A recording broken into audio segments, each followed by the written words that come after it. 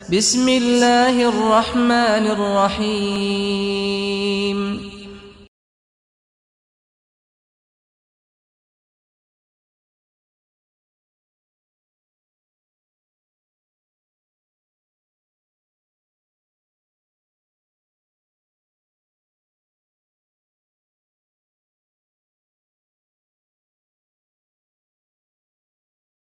نحمده ونستعينه ونستغفره ونؤمن به ونتوكل عليه ونعوذ بالله من شرور أنفسنا وسيئات أعمالنا من يهد الله فلا مضل له ومن يضلل فلا هادي له وأشهد أن لا إله إلا الله وحده لا شريك له وأشهد أن محمدا عبده ورسوله أرسله بالحق بشيرا ونذيرا وداعيا إلى الله بإذنه وسراجا منيرا. أما بعد فإن خير الحديث كتاب الله وخير الهدي هدي محمد صلى الله عليه وسلم وشر الأمور محدثاتها وكل محدثة بدعة وكل بدعة ضلالة وكل ضلالة في النار. فقد قال الله تبارك وتعالى في كلامه المجيد: أعوذ بالله السميع العليم من الشيطان الرجيم. بسم الله الرحمن الرحيم. يا أيها الناس اتقوا ربكم الذي خلقكم من نفس واحدة وخلق منها زوجها وبث منهما رجالا كثيرا ونساء واتقوا الله الذي تساءلون به والأرحام إن الله كان عليكم رقيبا. يا أيها الذين آمنوا اتقوا الله وقولوا قولا سديدا يصلح لكم أعمالكم ويغفر لكم ذنوبكم ومن يطع الله ورسوله فقد فاز فوزا عظيما. يا أيها الذين آمنوا اتقوا الله حق تقاته ولا تموتن إلا وأنتم مسلمون.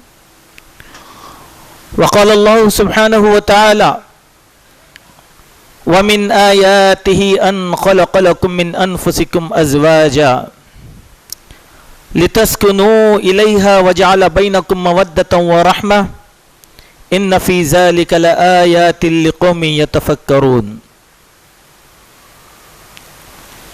معزز حاضرین اور پردہ نشین خواتین،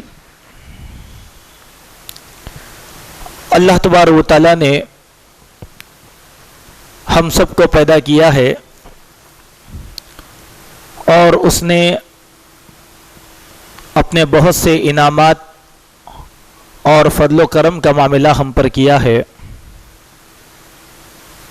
کائنات کی ہر نعمت کو ہمارے تحت کر دیا. اسی لیے ہم اپنے رب کی ہمیشہ ان الفاظ میں تعریف کریں جن الفاظ کا وہ مستحق ہے، اور اپنی ذات کے لیے تعریف کے جو الفاظ اس نے آسمانی کتابوں میں نازل کیے ہیں اور اپنے نبیوں کو سکھایا ہے، انہی الفاظ میں ہم اپنے رب اللہ وحدہ لا شریک کی تعریف بجا لاتے رہیں. سبحان اللہ و بحمدہ سبحان اللہ العظیم.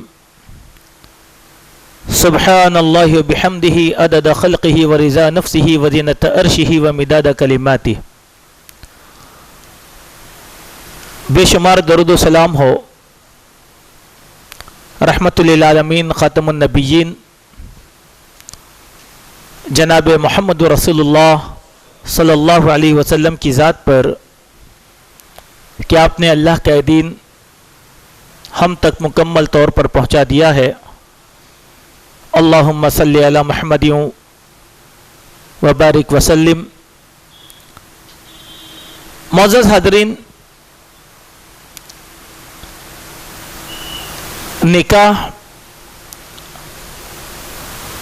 انسانیت کی ایک ضرورت ہے اور اسی ضرورت کی تکمیل کے لیے ہم نکاح کرتے ہیں اور اپنے بچوں کا نکاح کرواتے ہیں. تمام نبیوں کی سنت نکاح رہا ہے اور بغیر کسی نکاح کے کسی بھی مومن کو زندگی گزارنے کی اجازت اسلام میں نہیں ہے. لیکن اسلام نے صرف نکاح کا حکم نہیں دیا بلکہ اس کے کچھ فوائد اور اس کے کچھ مقاصد بھی بیان فرمائے ہیں. جب نکاح اسلامی فوائد، اسلامی اصول اور اسلامی ضابطے کے تحت ہوتا ہے تو اللہ تبارک و تعالی اس نکاح میں خیر دیتے ہیں، برکت عطا فرماتے ہیں. اس جوڑے کو اللہ تبارک و تعالی پھلنے اور پھولنے کا موقع عطا فرماتے ہیں. اسی لیے ہم اس کو ضرورت کی حد تک محدود کر دیں تو اس کے فوائد کے بجائے مفاسد ہمارے زندگی کا حصہ بنتے ہیں، جس کا نتیجہ باہمی اختلافات، لڑائی جھگڑا، طلاق اور خلا یا فسخ نکاح کی شکل میں ہمارے سامنے آتا ہے. جب ہم اس کو اسلام کے دائرہ کار میں کرتے ہیں تو اس میں اللہ تبارک و تعالیٰ کی خوشنودی اور رضامندی بھی شامل ہو جاتی ہے. ہمارے نزدیک نکاح صرف ایک خوشی کا موقع ہے اور اس سے بڑھ کر کچھ نہیں ہے. لیکن اسلام جو اس کی تشریح کرتا ہے وہ ہماری سوچ سے مطلق طور پر الگ ہے. صرف انسانی خواہشات کی تکمیل کے لیے نکاح کرنا نہیں ہے بلکہ نکاح کے پیچھے کچھ مقاصد بھی ہیں اور کچھ فوائد بھی ہیں. ان مقاصد اور فوائد کو ہم اپنے پیش نظر رکھیں اور اپنے بچوں کے مستقبل کے لیے اسی چیز کو پیش نظر رکھیں. مثال کے طور پر جب ہم اپنے لڑکا یا لڑکی کا نکاح کرتے ہیں، آج کل کا ایک ٹرینڈ ایسا بنا ہوا ہے اور ہم نے اس کو بنا لیا ہے اپنی طرف سے، وہ یہ ہے کہ لڑکی کی قد و قامت کیا ہے، اس کی خوبصورتی اور اس کی ماہیت کیا ہے، اس کی تعلیم کیا ہے، اس کا خاندان کیا ہے. یہ سب چیزیں ہم لوگ دیکھتے ہیں. جب لڑکے کی باری آتی ہے تو ہم یہ دیکھتے ہیں کہ لڑکا کتنا خوبرو ہے، کتنی تعلیم ہے، اس کی آمدنی کے ذرائع کیا کیا ہیں، ذاتی مکان ہے کیا نہیں ہے. پھر بعد میں دیکھتے ہیں دیندار بھی ہے چل جائے گا، نہیں بھی ہے تو کوئی بات نہیں. تو ہمارا یہ جو ٹرینڈ جو بنا ہوا ہے اور اسی کے دائرہ کار میں جب ہم گھومتے ہیں، جس کا نتیجہ آج ہمارے سامنے ہے وہ کیا ہے؟ جتنے بھی واٹس ایپ اور میڈیا میں نکاح سے متعلق سائٹس چلتے ہیں، آپ خود اس کو دیکھیے، جائزہ لیجئے، اس کے بعد آپ نتیجے پہ پہنچیں گے کہ 18 سال کی لڑکی سے لے کر 50-55 سال کی عورت تک خلا یا طلاق کے دائرے میں کھڑی ہوئی ہے. اگر آپ کسی بیوہ عورت کو تلاش کرنا چاہتے ہیں تو آپ کو ہزاروں میں 1 یا 2 ملیں گے. تو یہ جو طلاق یا خلا کا جو تناسب ہے، ہم یہ تجزیہ کرتے ہیں کہ یہ اسی لیے ہوا کہ وہ لڑکی جاہل ہے، لڑکا جاہل ہے، قوم کی جہالت ہے. نہیں، نکاح کے لیے جو بنیادی اصول اسلام نے بنایا تھا، آپ نے اس کو اختیار نہیں کیا، جس کا نتیجہ یہ ہے. اور یہ ہوگا چونکہ اللہ کے نبی نے فرمایا کہ زمین میں تم بڑے بڑے فتنے دیکھو گے، فسادات دیکھو گے، اگر اسلامی شرع کو تم نے اپنے مقدم نہیں رکھا. اسی لیے آئیے میرے بھائیوں، یہ موضوع بہت وسیع ہے، لیکن میں جو بات آپ کے سامنے رکھنا چاہتا ہوں उसी मुद्दे को इंशाअल्लाह रखने की कोशिश करूंगा, इस उम्मीद के साथ कि शायद के उतर जाए तेरे दिल में मेरी बात। हम में का कोई एक नौजवान भी अगर इस बात को अपने दिल में बसा लिया तो उसकी ज़िंदगी बन जाएगी। अगर कोई वालिदैन इन उसूल को अपना लेंगे तो शायद उनकी औलाद का मुस्तकबिल खुश व खुर्रम हो जाएगा। सबसे पहले हम लोगों को यह चाहिए कि निकाह के मकासिद पर हमारी नजर रहे। निकाह क्यों करना चाहिए? कुरान और हदीस में इसके बहुत से मकासिद बयान किए गए हैं, जिनमें से एक मकसद यह है, बैहकी और मुस्तदरक हाकिम की हदीस, हदीस नंबर 5886, अल्लाह के प्यारे हबीब सल्लल्लाहु अलैहि वसल्लम बयान फरमाते हैं, हजरत अनस इब्न मालिक की हदीस के रावी, इज़ा तज़व्वजल अब्दु फ़क़द इस्तकमल निस्फ़ुद्दीन फ़ल्यत्तक़िल्लाह फ़िन्निस्फ़िल बाक़ी, कि जब आदमी निकाह करता है तो उसका दीन मुकम्मल होता है और बाकी आदि दीन में वो अल्लाह ताला का तक़वा इख्तियार करे। माने क्या है? हम दीन किसको समझते हैं? हम दीन की जब बात आती है तो लड़का या लड़की के बारे में पहला यह सोचते हैं कि भाई वो नमाजी है, वो ज़कात अदा करते हैं, वो हज करते हैं, अकीदा मजबूत है, तौहीद है, बस दीनदार लोग हैं। ये दीन नहीं होता मेरे दोस्तों, ये फराइज में से हैं, ये फराइज हैं। नमाज इसीलिए पढ़ना है कि मैं काफिर ना हो जाऊं, ज़कात इसीलिए देना है कि मैं ना दूं तो काफिर हो जाऊंगा, मैं इस्तिताअत रखते हुए हज अगर ना करूं तो मैं कुफर अख्तियार करूंगा। उस कुफर से डरने के लिए फराइज अदा करना है जिसमें निकाह नहीं है। निकाह सुन्नत रसूल है, निकाह सुन्नत रसूल। फिर दीन क्या है? दीन किसको कहते हैं? दीन यह है कि आदमी के बेहतरीन अखलाक का पैरोकार होना, यह दीन है। इसीलिए अल्लाह के नबी ने फरमाया, जिसके पास अखलाक नहीं है उसके पास दीन नहीं है। हालांकि वह नमाज पढ़ता है, ज़कात देता है, हज करता है, अखलाक नहीं है उस आदमी के पास। यह है दीन का पैमाना, यह है दीन का पैमाना। तो निकाह को निस्फ़े दीन या दीन की तकमील का दरिया इसीलिए करार दिया गया। अखलाक की सबसे बड़ी कैफियत यह है कि आदमी फहश, जिना, मुनकरात से बचता रहे, उसकी जो है नजर और उसकी शर्मगाह दोनों काबू में रहे। इसी का नाम है दीन। आदमी बड़ा दीनदार है, क्यों? जानी नहीं है, फाहिश नहीं है, बद अखलाक बदकिरदार नहीं है। तो निकाह इंसान के दीन को मुकम्मल करता है, दीन की तकमील करवाता है, हया और इस्लाम के अखलाक के दायरे में निकाह लेकर आता है। फिर क्या बात? क्या आदमी निकाह भी करा लेकिन शर्मगाह महफूज नहीं है? आदमी निकाह भी किया, निगाह महफूज नहीं है। यह इसीलिए कि आदमी ने इस्लाम और दीन के उसूलों को मुकद्दम रखकर निकाह नहीं किया था।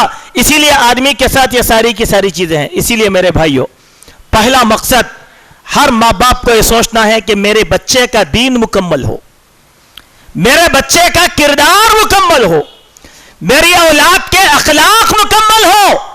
इसीलिए उसको इस मकसद के हुसूल के लिए निकाह करना है, ताकि निकाह दीन को मुकम्मल करता है। अब हम लोग अपने औलाद के निकाह में ताखीर करते हैं, यानी उनको कामिल दीनदार बनाने में ताखीर करते हैं। निकाह में ताखीर नहीं है। सोच क्या है हमारी? अभी बच्चा कमाया नहीं, अभी पढ़ने के दिन बाकी है, अभी इतनी जल्दी की क्या बात है, अभी तो उमरिश क्या है। सुभान अल्लाह। अब ये सारे के सारी हमारी सोच के पीछे एक तबाही कार फरमा है जो हमारी निगाहों से ओझल है। आपका बच्चा आपके सामने बाकिरदार है, लेकिन आपकी निगाहों के पीछे उसके मामलात क्या है? क्या आपको मालूम है यह बात? नहीं।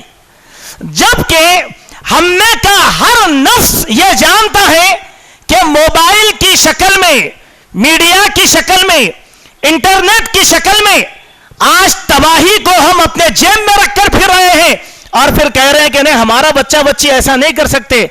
मेरे दोस्तों, अल्लाह ताला हम सब को पाक दामनी नसीब फरमाए।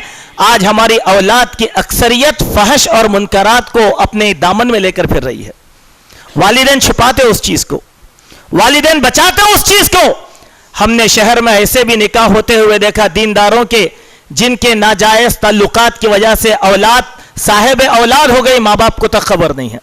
اب ڈھانپ لے تو نہیں کیا کریں گے، عزت جاتی، خاندان کی بات کیا کرو، 4 لوگوں کو بلاؤ، نکاح پڑھاؤ، ولیمہ کر دو. اب اسلام میں وہ نکاح قبول ہو مت ہو، لیکن دنیا میں تو ہو گیا، اسی لیے میرے بھائیوں، نوجوان دوستوں، نکاح اسی لیے کرو تاکہ دین مکمل ہو، پہلا مقصد. دوسری بات، اللہ کے پیارے نبی صلی اللہ علیہ وسلم نے ارشاد فرمایا، نکاح کرنے کی نیت سب سے پہلے انسان کی یہ ہو کہ پاک دامنی اختیار کرے. پاک دامن ہونا انسان، نہیں میں زنا نہیں کر سکتا، میں زنا کے قریب ہو رہا ہوں، میری نگاہیں محفوظ نہیں ہیں، شیطان مجھے ورغلا رہا ہے، کہیں یہ فحش اور کہیں یہ منکرات مجھ کو عبادات سے روک نہ دیں، مجھے پاک دامنی چاہیے، میں اللہ کے سامنے بدکار کی شکل میں نہیں جانا چاہتا. یہ نیت کے ساتھ انسان کو نکاح کرنا چاہیے تو اللہ تبارک و تعالیٰ ایسے انسان کو اپنی ذمہ داری میں لیتا ہے. اللہ کے پیارے حبیب جناب محمد رسول اللہ صلی اللہ علیہ وسلم نے فرمایا، ترمذی اور ابن ماجہ کی حدیث ہے، حضرت ابو ہریرہ اس حدیث کے راوی، ثلاثۃ حق علی اللہ عونہم، 3 قسم کے لوگ ایسے ہیں جن کی مدد کرنا یہ اللہ کی ذمہ داری ہے، اللہ کا حق ہے. سبحان اللہ، 3 قسم کے لوگ جن پر اللہ تعالیٰ کی مدد ہونا لازمی ہے. وہ کون سے ہیں؟ المکاتب الذی یرید الاداء، ایسا غلام جو اپنے آقا کو کچھ رقم ادا کر کے آزاد ہونے کی نیت رکھتا ہے. والناکح الذی یرید العفاف، نکاح کرنے کی نیت رکھنے والا تاکہ وہ پاک دامن ہو جائے. سبحان اللہ، نکاح کرنے کی نیت رکھنے والا تاکہ وہ پاک دامنی اختیار کرے. والمجاہد فی سبیل اللہ، اللہ کی راہ میں جہاد کرنے والا مجاہد. یہ تینوں اللہ تعالیٰ کی ذمہ داری میں رہتے ہیں. اب ہمارے خطبے سے متعلق بات، نکاح کرنے کی نیت جب نوجوان کرتا ہے تو کیا کرنا ہے؟ پہلے نیت خوبصورت لڑکی، پیسے والی لڑکی، اعلیٰ خاندان کی لڑکی نہیں، پہلے میری پاک دامنی چاہیے، مجھے منکرات سے بچنا چاہیے. یہ نیت انسان کی ہو تو اللہ تبارک و تعالیٰ کی مدد نازل ہوتی ہے اس انسان کے ساتھ جو اللہ کے پیارے نبی صلی اللہ علیہ وسلم نے ارشاد فرمایا. میرے دوستو، ایک شریعت کا مسئلہ ہے، وہ مسئلہ یہ ہے کہ آج ایک نکاح کی نئی اصطلاح چل رہی ہے جس کو کہا جاتا ہے نکاح مسیار. حالانکہ سابقون الاولون میں یہ اصطلاح رائج نہیں تھی، لیکن فی زمانہ فقہاء کرام نے اس نکاح کا نام نکاح مسیار رکھا. اب اس کے شروط کیا ہے، ضابطے کیا ہیں؟ ایک بڑی بحث ہے. یہاں عورت اپنے حقوق کو معاف کر دیتی ہے. یورپ اور امریکہ میں رہنے والے یا بیرونی ممالک میں پڑھنے والے طلباء اور ملازمت کرنے والے لوگوں نے علماء کرام سے ایک سوال کیا، علامہ ابن باز اور دوسرے بڑے کبار علماء سے.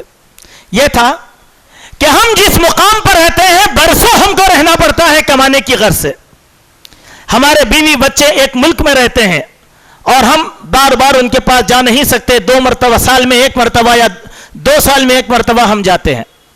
طلبہ نے بھی یہی کہا کہ ہم یونیورسٹیز میں پڑھتے ہیں ماں باپ سے جدا، لیکن ہم لوگ فحش سے بچ نہیں سکتے، ہمیشہ ایک خوف لاحق ہوتا رہتا ہے کہ ہم زنا سے متاثر نہ ہو جائے. تو کیا ہم نکاح کر سکتے ہیں؟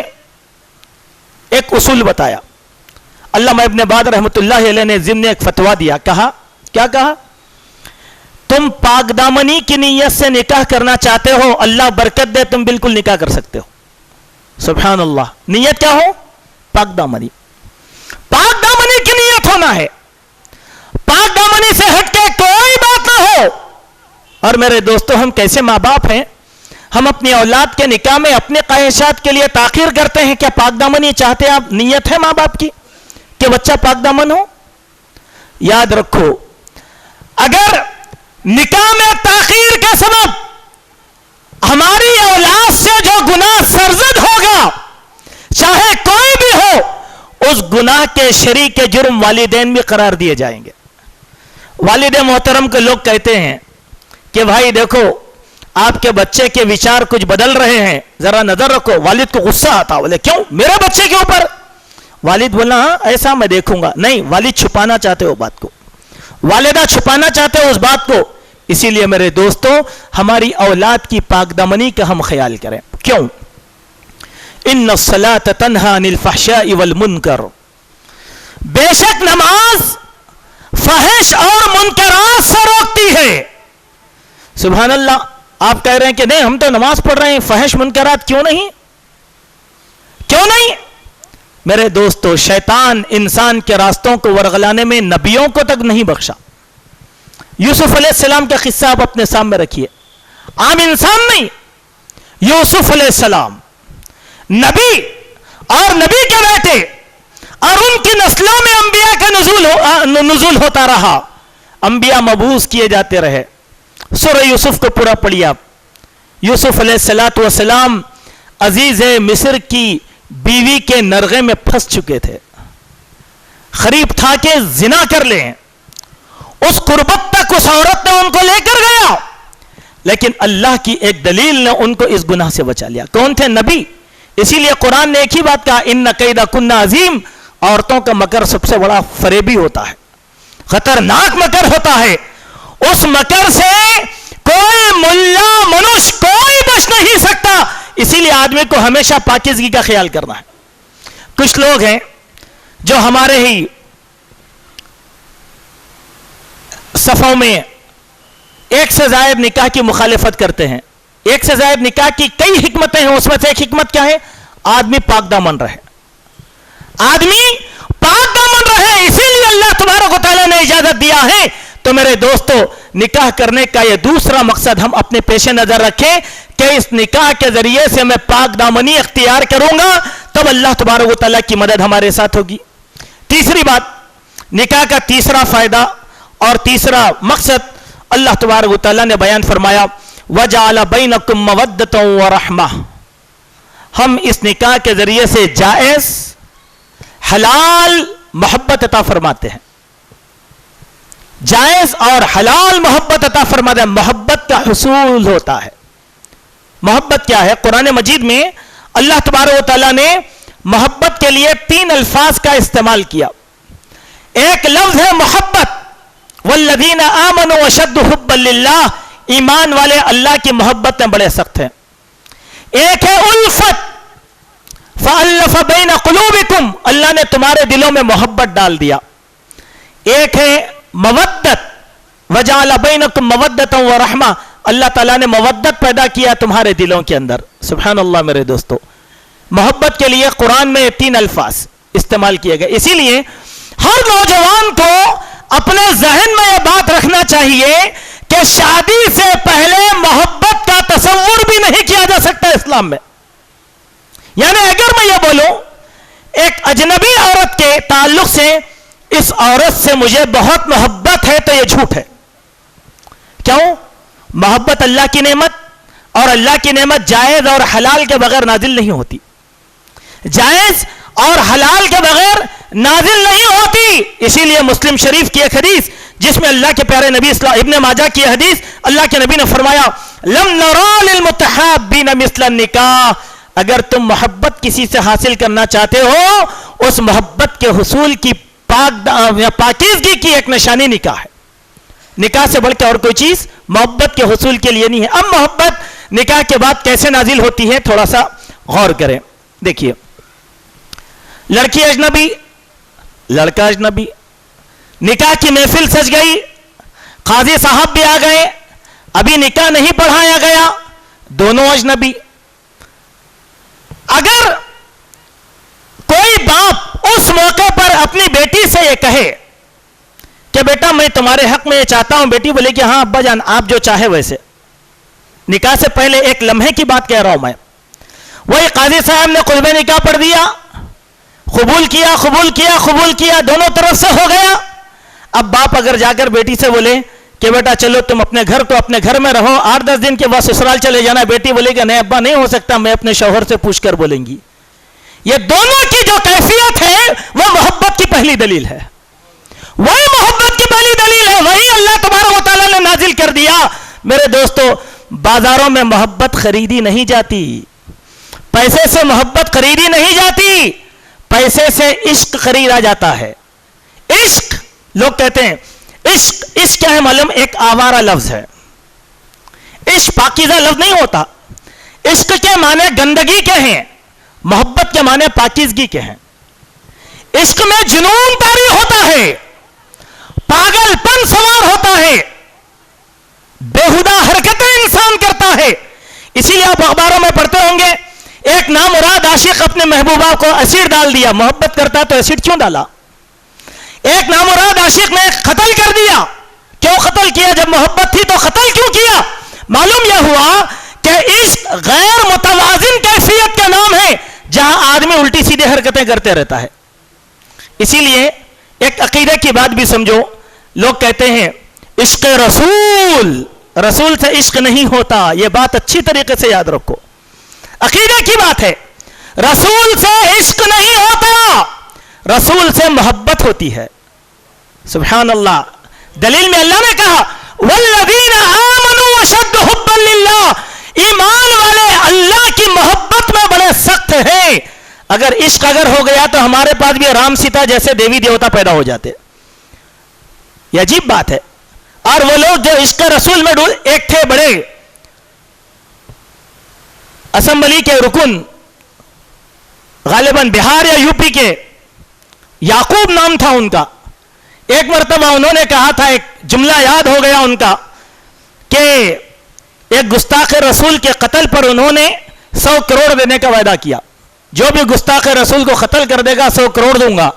تو اس وقت ایک جملہ وہ بولے تھے، عاشق رسول ہوں سولی پہ چڑھ جاؤں گا۔ اب کوئی عاشق رسول ہے تو ایسے ہی کام کرے گا؟ پہلے اس کو معلوم ہونا چاہیے کہ خودکشی حرام ہے۔ اگر محبت رسول سمجھے گا تو خودکشی کو سمجھے گا۔ تو آج ہمارے پاس جو کیفیتیں ہیں وہ عشق کی وجہ سے ہمارے نوجوان برباد ہو رہے ہیں۔ اور اللہ نے کیا کہا؟ اے نبی محبت، لو انفقت ما فی الارض ما الفت بین قلوبہم، روئے زمین کے سارے خزانوں کو بھی تم خرچ کر دو تو لوگوں کے دلوں میں ہم نے جو محبت ڈالی ہے وہ تم حاصل نہیں کر سکتے۔ آج ہم کیا سمجھتے ہیں؟ کروڑوں کی شادی ہم نے کیا لیکن میاں بیوی کے درمیان محبت نہیں ہے۔ کیوں؟ اسلام کو تم نے بیچ سے ہٹا دیا تھا، شیطانیت کا مظاہرہ کیا گیا۔ کروڑوں کی شادی کا، اور آج پوری دنیا میں ایک شادی کا، ایک مسلم ملک کے سربراہ کی شادی کا چرچا چل رہا ہے، جس کی مہندی کی رسم میں 200 کروڑ خرچ کیے گئے ہیں۔ سبحان اللہ میرے دوستو، اب دیکھو شادی کا انجام کیا ہوگا۔ اب انتظار کرو ایسی شادی کا انجام کیا ہوگا۔ ہمارے پاس چند سال پہلے اخبارات میں ایک رپورٹ آئی تھی ایک نکاح کے بارے میں، کہ یہیں حسینی عالم پہ 1.5 کروڑ خرچ کر کے ایک ایسے ہی عاشق جوڑے کی شادی کروا دیا والدین نے۔ کتنے؟ 1.5 کروڑ۔ 1.5 کروڑ کی شادی کا عبرتناک انجام، یہ منصف اخبار کی ہیڈنگ بنی تھی۔ سوال یہ ہے کہ 1.5 سال میں وہ 1.5 کروڑ شادی کا خاتمہ ہو گیا۔ ایک اولاد ہوئی، معصوم بچی کو باپ نے لیا، ماں کو قتل کر دیا، اس کے سینے پہ بچی کو سلا دیا اور بھاگ گیا۔ خرچ کتنا کیا گیا تھا؟ 1.5 کروڑ۔ یہ انجام کیوں ہوا ذرا سوچو۔ اگر اس میں اللہ کی مشیت اور مرضی شامل ہوتی تو یہ حادثات نہیں ہوتے تھے۔ یہ حادثات اسی لیے ہوئے کہ ہم نے مقصد نکاح کو فراموش کر دیا تھا۔ اسی لیے میرے دوستو، نکاح کا مقصد ہمارے سامنے، چوتھا مقصد نکاح کا، ایک چوتھا مقصد اللہ کے پیارے نبی صلی اللہ علیہ وسلم نے فرمایا تھا، وہ تھا غلبہ اسلام، غلبہ دین، ملت پر افتخار، بنیادی مقصد۔ اسی لیے اللہ کے نبی نے کیا فرمایا؟ دیکھیے یہ حدیث صحیح الجامع صغیر کے اندر آئی۔ اللہ کے نبی نے فرمایا، تزوجوا تزوجوا فإنی مکاثر بکم الامم یوم القیامہ، اے لوگوں تم نکاح کرو تاکہ میں امت کی کثرت پر قیامت کے دن افتخار کر سکوں۔ سبحان اللہ۔ دیکھیے نکاح کا چوتھا مقصد، اس نکاح کے ذریعے سے اللہ سبحانہ و تعالی ہماری نسل کو بڑھائے، امت مسلمہ کی کثرت ہو، قیامت کے دن آدم سے لے کر محمد صلی اللہ علیہ وسلم تک جتنی امتیں آئیں گی سب سے بڑی امت جناب محمد رسول اللہ صلی اللہ علیہ وسلم کی ہو۔ لوگ یہ سمجھ رہے ہیں غلبہ دین اسلام کا غلبہ زمین پر کیسے ہوگا؟ یہ ایک بحث ہے ہمارے پاس۔ वो समझते हैं लोगों को क़त्ल गारत गिरी के जरिए से ग़लबे दीन होगा। वो ये समझते हैं कि हम ऐसी वैसी हरकतें करेंगे तो दीन का ग़लबा होगा। नहीं, दीन का ग़लबा चाहते हैं तो नबी की हदीस कसरत नस्ल, हज़रत उमर रज़ियल्लाहु अन्हु बयान फरमाते हैं कि मैं निकाह इसीलिए करता हूं ताकि इसके जरिए से मुजाहिदीन की अफजाइश हो। मैं निकाह करूं और मेरी औलाद अल्लाह के दीन की मुबल्लिग हो, दाई हो और मुजाहिद बनकर निकले। अगर यह जज्बा कार फरमा नहीं होता तो मुझे निकाह करने में कोई शौक नहीं था। बोले सुभान अल्लाह। सुलेमान अलैहिस्सलाम का एक किस्सा आपने सुना होगा, बार बार ये रिवायत आपने। सुलेमान अलैहिस्सलाम ने क्या कहा कि मैं 99 शादियां करूंगा, कसरत से औलाद होगी, सारी औलाद को अल्लाह की राह में लगा दूंगा। नियत क्या थी देखिए सुलेमान अलैहिस्सलाम की, लेकिन इंशाअल्लाह नहीं बोले थे, इंशाअल्लाह नहीं बोले थे, जिसकी वजह से सुलेमान अलैहिस्सलाम की औलाद नहीं हो सकी। मेरे दोस्तों, बात यह है कि हमारे पास निकाह करने का एक मकसद है, वो क्या है? कसरत औलाद। अब कसरत औलाद एक अलग मौजू है, कभी हम इस मौजू पर गुफ्तगू करेंगे आपसे। इसीलिए कसरत औलाद से मुसलमान को घबराना नहीं चाहिए। औलाद की कसरत रहमत की फरावानी का दरिया है। औलाद की कसरत अक्लमंदों की कसरत का नतीजा है। औलाद की कसरत तरक्की की राह में एक रहनुमाई है। यह इस्लाम हम लोगों को सिखाता है। तज़व्वजुल वदूद अल वलूद। अब आप बोलिए, इसीलिए यह हदीस बयान करके हमारे बाज़ उलमाए किराम कहते हैं कि औलाद की कसरतें, औलाद की कसरत मुराद नहीं है। तज़व्वजुल वदूद अल वलूद के माने क्या होंगे मालूम है? सेहतमंद औरत से निकाह करो। क्यों? औलाद के लिए औरत की सेहत जरूरी है।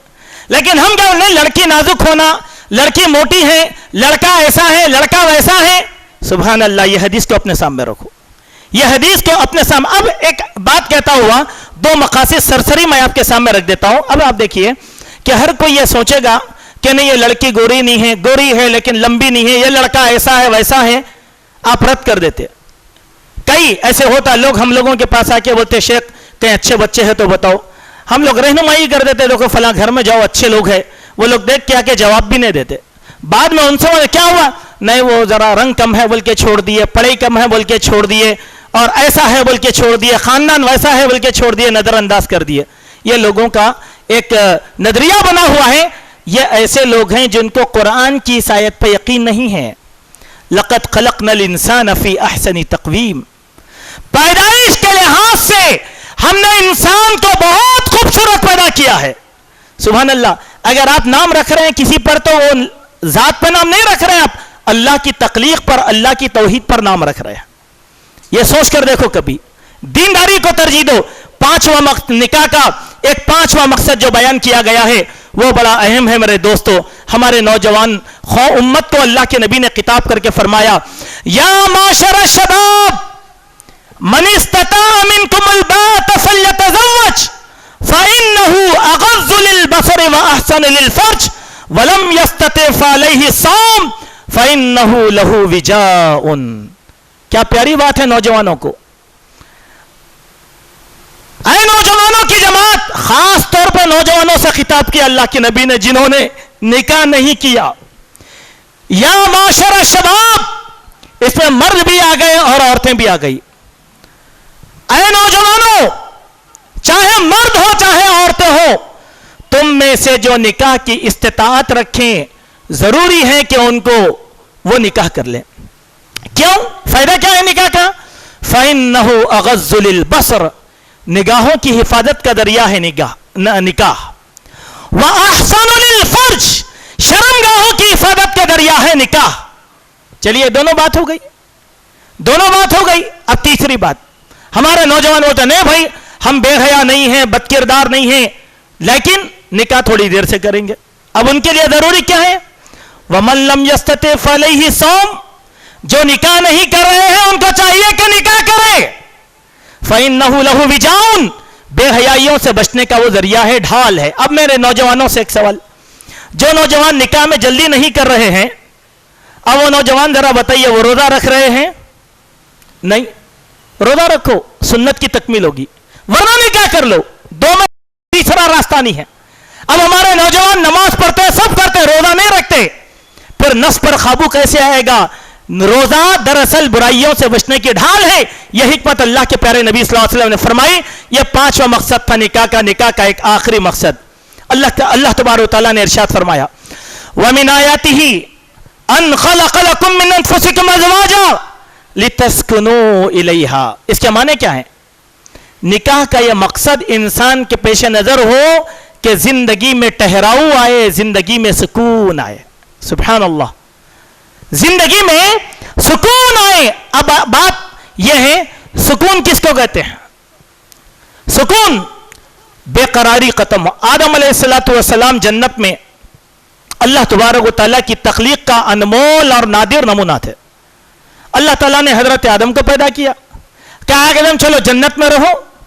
آدم علیہ السلام کو جنت میں کچھ کمی محسوس ہو رہی تھی, بے قراری بڑھ گئی, بے قراری بہت بڑھ گئی آدم علیہ السلام کی. اس دن میں بہت سی احادیث ہیں. تو اللہ تبارک و تعالیٰ نے کیا کیا؟ آدم علیہ السلام کی پسلی سے حوا کو پیدا کر کے دے دیا, جاؤ تمہاری بے قراری دور. سکون آ گیا آدم علیہ السلام کے پاس, سکون آ گیا. معلوم کیا ہوا؟ عورت کے ذریعے سے انسان کی زندگی میں سکون آتا ہے. اب سکون کیسے آئے گا؟ اور اس سکون کو سمجھنا ہو تو نبی کی زندگی میں سمجھو. اللہ کے پیارے نبی جناب محمد رسول اللہ صلی اللہ علیہ وسلم آغاز اسلام میں بہت سے نئے نئے معاملات اللہ کے نبی کے ساتھ ہو رہے ہیں. غار حرا میں بیٹھے, جبرائیل سے ملاقات, وحی کے پہلے الفاظ جبرائیل کا سینے سے لگا دیا جانا, آسمان اور زمین کے درمیان جبرائیل علیہ السلام کا جھولے پر جھولنا, نادر چیزیں اللہ کے نبی کے ساتھ ہو گئی. یہ حالات کو دیکھ کر اللہ کے نبی یہ سمجھنے لگے شاید کہ میں ہلاک ہو جاؤں گا ایسی چیزوں کے ذریعے سے. پہاڑ کی بلندی سے اترے, سیدھے کہاں گئے؟ حالات سنانے. شہر میں کون تھے؟ پورا خانوادہ موجود, چچا عباس موجود, حمزہ موجود, ابو طالب, ابو لہب, ابو جہل, سارا چچا کے گھر موجود, پھوپھیاں موجود. لیکن اللہ کے نبی یہ قصہ سنانے ختیجہ کے گھر گئے. کیوں؟ یہی سکون ہے زندگی کا. ایک عمر کے بعد ہر آدمی یہ چاہتا ہے کہ میری حاجات کو سننے والے کوئی ہو, میرا دکھ اور درد کوئی بانٹنے والا ہو, میری مصیبتوں کو کوئی حل کرنے والا ہو. ماں, بہن, پھوپھی, خالہ, رشتہ دار یہ دلاسا دے سکتے ہیں لیکن سکون نہیں دے سکتے. ماں کو آپ تکلیفیں سناؤ گے تو ایک موقع پر ماں کہے گی کہ نہیں بولے تو سنتا ہی نہیں, لیکن بیوی بولے گی ڈرتے کیوں ہو, میں تمہارے ساتھ ہوں. دونوں میں فرق یہی ہے میرے بھائیوں, دونوں میں فرق یہی ہے. شادی مت کرو, بہنوں کے گھر آؤ جاؤ, ایک زمانے کے بعد بہن آپ سے نہیں کہے گی, دوسروں سے بولے گی. یہ بار بار ہمارے بھائی کا آنا جانا اچھا نہیں دکھتا, شریک گناہ کر لیتے. یہ زمانے کا دستور ہے, یہ رشتہ داری ہے. اسی لیے اللہ تعالیٰ نے بیوی کا رشتہ پیدا کیا. ختیجۃ الکبریٰ کے پاس اللہ کے نبی گئے, ختیجہ سے ساری باتیں سنا دیا, پوری پریشانیاں. ختیجۃ الکبریٰ اللہ کے نبی کو دلاسا دینے لگی, یہی سکون. کہا انک لتصل الرحم, اے نبی آپ لوگوں کے ساتھ صلہ رحمی کرتے ہیں, وزن اٹھانے والوں کا بوجھ اٹھا کر لاتے ہیں, مسافروں کے رہنے ان کے کھانے پینے کا انتظام کرتے ہیں, آپ یتیموں کا سہارا ہیں. اے نبی بھوکے لوگوں کے لیے آپ محنت کر کے کماتے ہیں, بھٹکا ہوا لوگ جب آتے ہیں تو آپ ان کو سیدھا راستہ دکھاتے ہیں. کلا لا یخزیک اللہ ابدا, اللہ کی کبریائی کی قسم آپ جیسے انسان کو اللہ تعالیٰ ذلیل اور رسوا نہیں کرے گا. کس نے کہا؟ بیوی نے. اب آپ آرام سے سو جائیں, میں صبح اپنے بھائی ورقہ بن نوفل کے پاس جاؤں گی, آپ کے حالات رکھوں گی, وہی کوئی مسئلہ بتا دیں گے. اب اللہ تعالیٰ کہتے ہیں نبی اوڑھ کر سو گئے, اللہ نے وہی بھیجا یا ایھا المدثر قم فانذر وربک فکبر. یہ سکون کہاں سے نصیب ہوا؟ ایک عورت کے ذریعے سے, ایک عورت کے ذریعے سے نصیب ہوا جو زندگی کا سکون ہے. یہی چیز ہم لوگوں کو سمجھنے کی ضرورت ہے. آج کیا بات ہے, ہم نکاح تو کر لیے لیکن گھروں کی بے قراری اتنی زیادہ ہے، ہماری صبح و شام ہوٹلوں میں ہو رہی ہے، دوستوں میں ہو رہی ہے، پکنکوں میں ہو رہی ہے. کیوں نہیں بھائی؟ گھر کو گیا تو کٹ کٹی، لہذا باہر وقت گزارو، رات میں جاؤ گھر میں سو جاؤ، بس خلاص. یہ کیا ہے؟ بے قراری. کیوں آئی؟ آپ نے خوبصورت لڑکی کو پسند کیا تھا، یہ بے قراری آئی. آپ نے مالدار عورت کو پسند کیا تھا، یہ بے قراری آئی. آپ نے اعلیٰ نسب کی لڑکی کو پسند کیا تھا، یہ بے قراری آئی. یہ نبی کی اس بد دعا کا حصہ ہے جس میں اللہ کے نبی نے کہا فَاسْفَرْ لِذَاتِ الدِّينِ، دین کی بنیاد پر نکاح کرو، او تریبت یداک، ورنہ تمہارے ہاتھ خاک آلود ہو جائیں.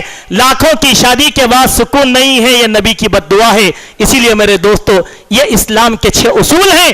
ان اصولوں پر آپ اپنے نکاح، اپنے بچوں کے نکاح کرنے کی کوشش کریں. اللہ تبارک و تعالیٰ سے دعا ہے الہ العالمین ہم سب کو اسلام پر چلنے کی توفیق نصیب فرما. اے اللہ اسلام کا شعور نصیب فرما، سنتوں سے محبت کرنے والا بنا، نفس کی غلامی سے اے اللہ ہم سب کو آزاد فرما.